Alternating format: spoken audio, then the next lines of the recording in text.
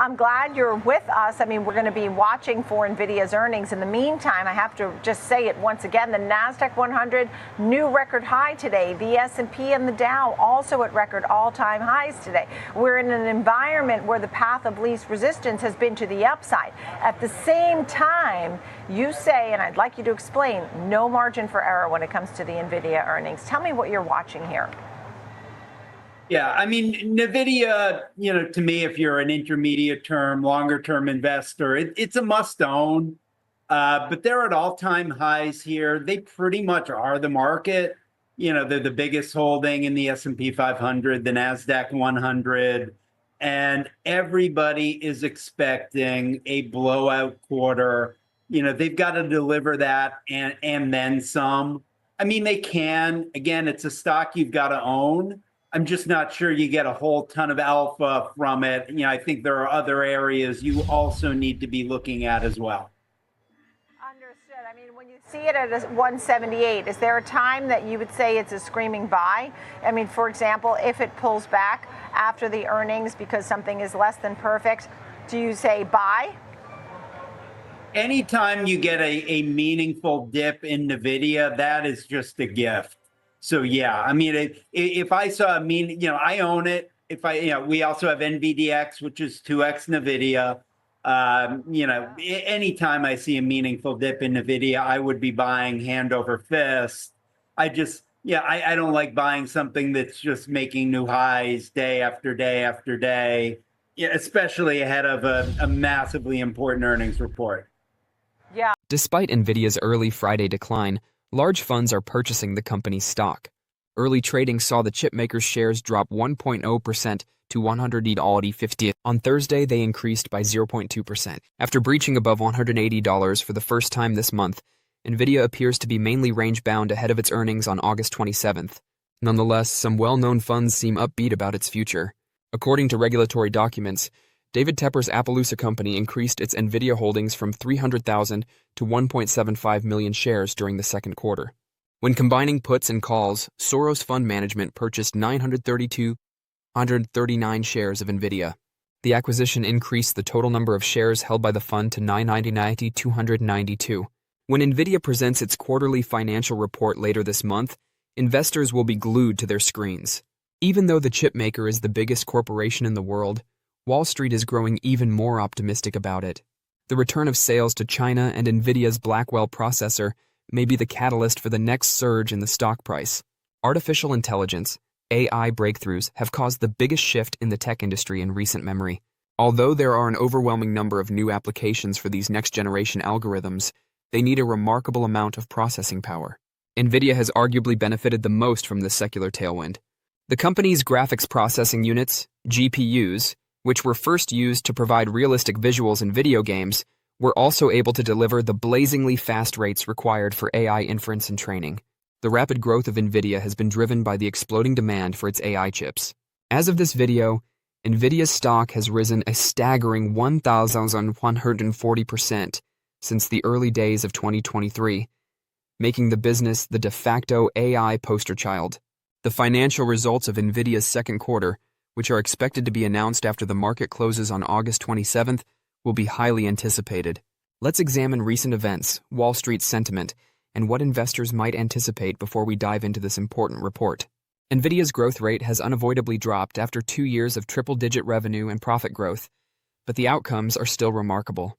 By any measure, the company's first quarter fiscal 2026 earnings, which ended on April 27th, were impressive. Nvidia's adjusted earnings per share, EPS, of $81 increased 33%, while its record revenue of $44.1 billion was up 69% year over year. However, context is necessary for the profit picture. The Trump administration imposed a ban on H20 chip sales to China in the first quarter of this year, but it has since been overturned. A $4.5 billion charge was made to Nvidia for the impacted inventory. The adjusted EPS of $0.96 would have increased 62% if not for this one-time expense. By rising 27% to $0.76, the earnings in line with generally accepted accounting principles, GAAP, were likewise strong. The impact of restarting chip sales to China is estimated to be variable. Ruben Roy, a Stifel analyst, said that this year's $19.5 billion in H20 chip sales were driven by pent-up demand.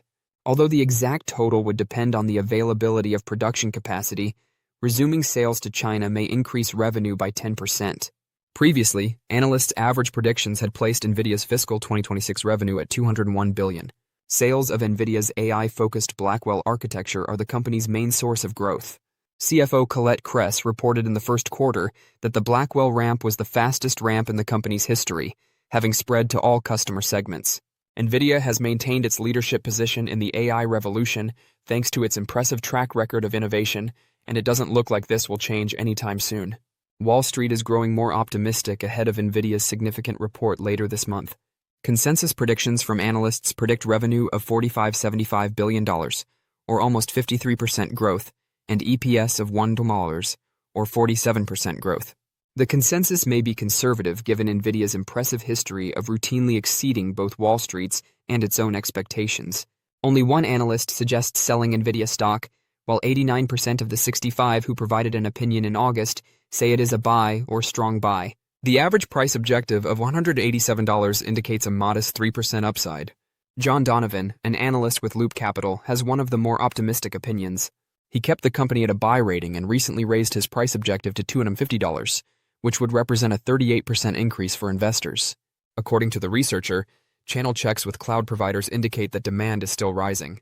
He continues by speculating that by 2028, the data center GPU market would reach $2 trillion. Nvidia is in a good position to profit from the trend because it leads the industry. And lastly, the topic of valuation. The present price of Nvidia stock is about 31 times the company's earnings for the following year. Even though that is a small price, the situation should be taken into account. As of this video, Nvidia's net income has increased 1,310% over the last 5 years, while its sales has increased 832%. The stock price has increased 1,490% as a result of this. It is uncommon to be able to regularly produce returns that outperform the market, especially gains of that size. This demonstrates why Nvidia merits a higher price. So what implications does this have for Nvidia's stock? Let's explore that. But first, a big thank you to those of you who've stuck with us this far. Creating these videos takes significant effort and dedication, so if you're enjoying the content, please hit the like button, subscribe to our channel, and share your thoughts on Nvidia stock in the comments. Your support truly helps us grow. Now, let's get back to the video. Nvidia is enjoying tremendous success in AI. Given its significant lead and the $2 trillion AI data center market that is continually growing, Nvidia's stock is probably going to see further rises. However, don't anticipate the same profits that Nvidia had in recent years. Chip creator Nvidia's share price jumped over 900% in the last several years due to the artificial intelligence, AI, explosion, turning it from a solid investment into an incredible one. It's reasonable to question whether Nvidia stock can sustain the momentum and provide investors with lifelong wealth after such large increases, or if the stock has reached its peak. In AI, Nvidia is having great success. Nvidia's stock is likely to witness further increases given its substantial lead in the $2 trillion, continuously expanding AI data center industry. But don't expect to make as much money as Nvidia did in the last several years. The artificial intelligence, AI, explosion has caused chipmaker Nvidia's share price to soar over 900% in recent years, transforming it from a reliable investment into an amazing one. After such significant increases, it is legitimate to wonder if Nvidia's stock has peaked, or if it can maintain the momentum and give investors lifetime wealth. Additionally, additional expansion might be forthcoming. An estimated $2 trillion might be spent on AI data centers over the next 4 years, and tech companies are still investing in their AI infrastructure. In order to increase its growth runway, Nvidia is also branching out into other areas, such as enterprise AI software, and may profit from the growing market for autonomous vehicles.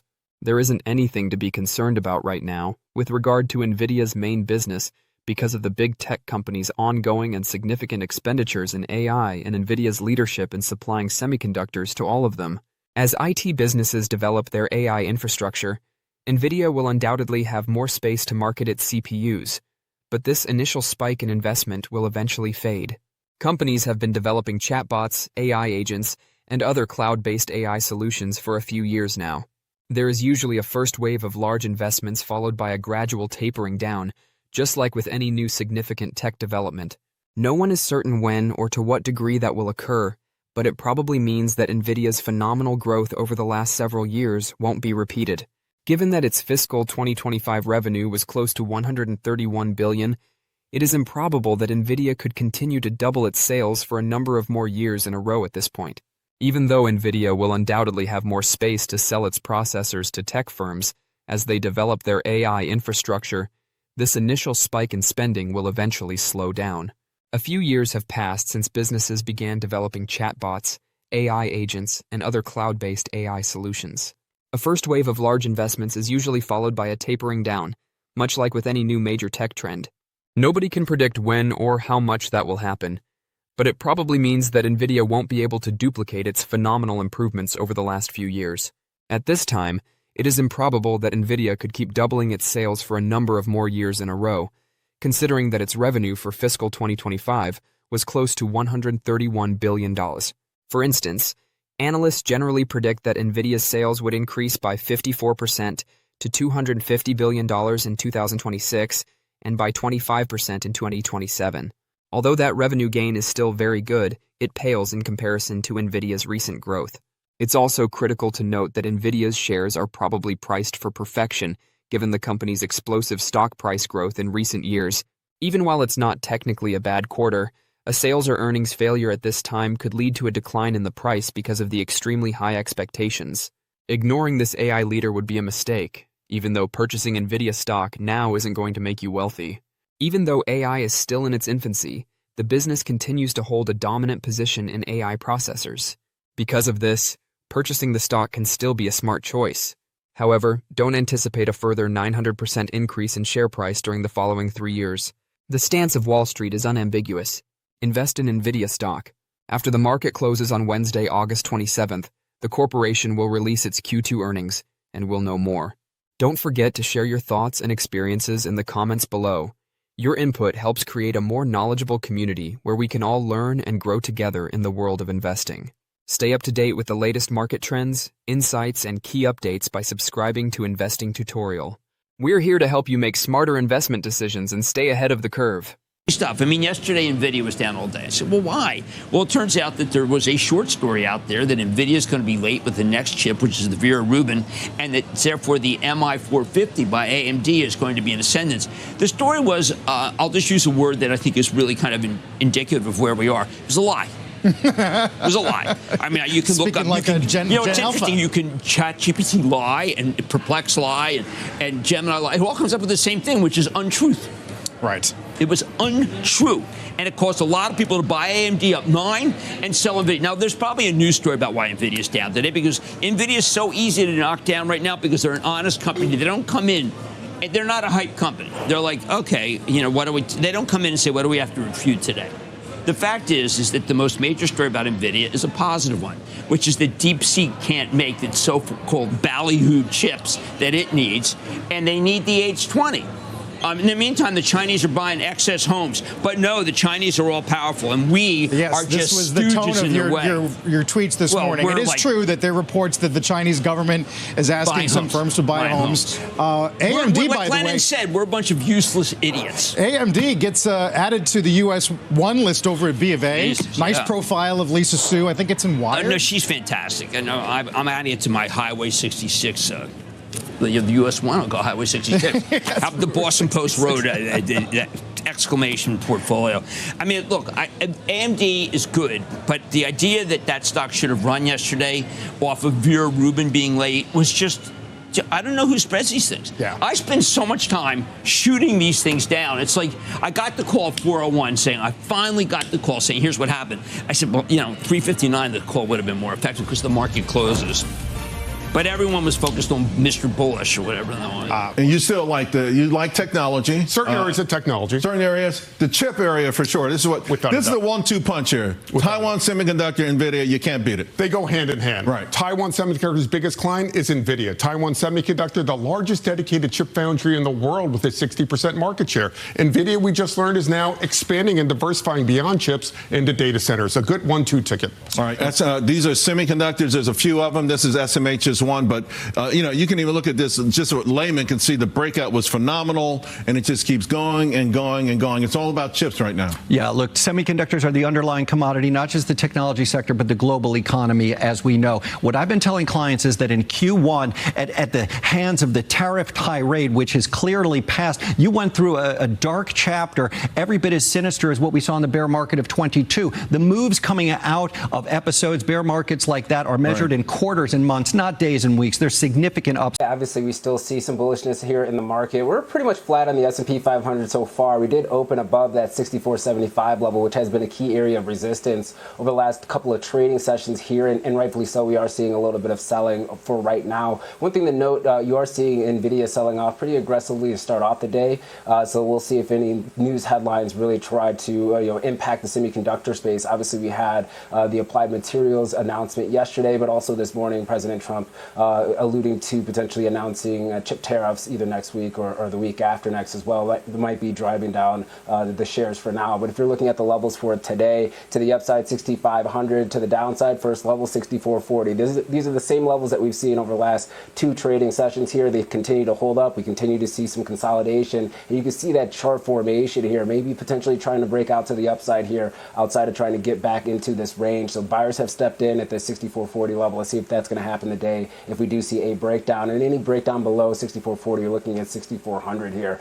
When you're looking at the makeup of the S&P 500, we still have around 60% of the stocks in the green so far, and healthcare is obviously leading the way with United Health here. But it looks like when you're looking at technology, the biggest weight within the S&P 500, getting a little bit of selling pressure for right now. So last thing to kind of keep on the radar when you're looking at the levels for today. Yesterday, we actually saw a drop in liquidity in the E-mini S&P 500 book depth. That just means that instead of having a significant amount of buyers and sellers on both sides of the market, you started to see a little bit of a contraction in that book depth. And that contraction also leads and could be coincided with intraday volatility. So let's see if that trend actually does continue for today. We do have the options expiration as well, which could create a little bit of interesting market dynamics towards the last hour and a half of today's trading session. So let's see if that's going to actually provide us a little bit of fireworks, either to the upside or downside, Nicole.